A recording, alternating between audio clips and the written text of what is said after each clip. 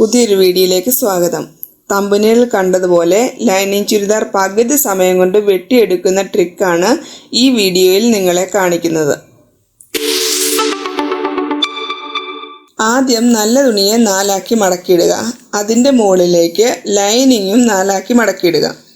ഇങ്ങനെ ഇട്ട് വെട്ടുമ്പോൾ ശ്രദ്ധിക്കേണ്ട കാര്യങ്ങളിലൊന്ന് തുണിയുടെ ഡിസൈനാണ്. തുണി നാലാക്കി മടക്കിയിടുമ്പോൾ ഫ്രണ്ട് പീസിലും ബാക്ക് പീസിലും ഡിസൈൻ ഒരുപോലെ വരുന്ന തുണികളാണ് ഇതുപോലെ നമ്മൾ മടക്കിയിടേണ്ടത്. കൂടാതെ ഡിസൈൻ ഒന്നുമില്ലാത്ത പ്ലെയിൻ തുണികളും ലൈനുകൾ ഡിസൈനായി വരുന്ന തുണികളും നമുക്ക് ഇങ്ങനെ ഇട്ട് വെട്ടാം.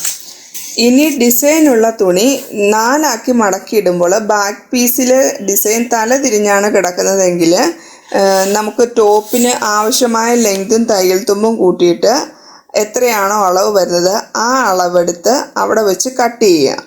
എന്നിട്ട് അടിയിലെ പീസ് നിവർത്തി ഡിസൈൻ നേരെ വരുന്നത് പോലെ ഇട്ടിട്ട് മുകളിൽ ലൈനിങ് തുണി ഇട്ട് നമുക്ക് വേണ്ട അളവുകൾ വരച്ച് വെട്ടിയെടുക്കാം.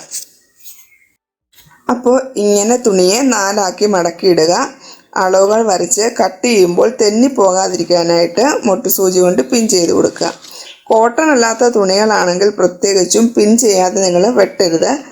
ശേഷം വേണ്ട അളവുകൾ അടയാളപ്പെടുത്തി കട്ട് ചെയ്തെടുക്കാം.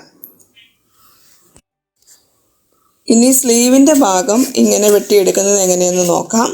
ടോപ്പ് വെട്ടിയതിൻ്റെ സൈഡിൽ നിന്നായിരിക്കും സ്ലീവിൽ നമ്മൾ കട്ട് ചെയ്യുന്നത്. അതുകൊണ്ട് ആദ്യം ഇതെല്ലാം ഒന്ന് ഒപ്പം വെച്ച് പിൻ ചെയ്ത് കൊടുക്കണം. തുണി തികയുമെങ്കിൽ ഈ തേരുവശം ഒന്ന് ഒഴിവാക്കിയിട്ട് നമ്മൾ കട്ട് ചെയ്യാനായിട്ട് ശ്രദ്ധിക്കണം. ഇല്ലെങ്കിൽ കൈയുടെ മുകളിലൂടെ വരുന്ന സ്റ്റിച്ചിന് ചുളിവുകൾ വരും. ഇങ്ങനെ പിൻ ചെയ്തിട്ട ശേഷം സ്ലീവിൻ്റെ അളവുകൾ അടയാളപ്പെടുത്തി നമുക്ക് കട്ട് ചെയ്തെടുക്കാം.